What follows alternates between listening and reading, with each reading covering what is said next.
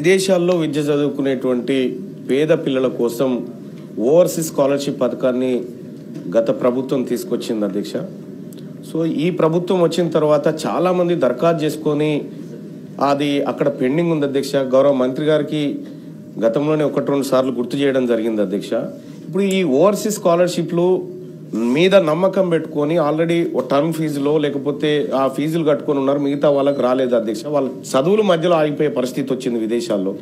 So మరి అటువంటి పరిస్థితుల్లో దాన్ని తొందరగా ఆ ఓవర్సీస్ స్కాలర్షిప్లు మంజూరు చేస్తే, ఇప్పటికే పెండింగ్ ఉన్నాయి అధ్యక్ష, ఏడాది నుంచి పెండింగ్ ఉన్నాయి. మరి వీటిని నమ్ముకున్నటువంటి కొంతమంది తల్లిదండ్రులు నా దగ్గరకు వచ్చి కన్నీళ్ళు పెట్టుకున్నారు అధ్యక్ష.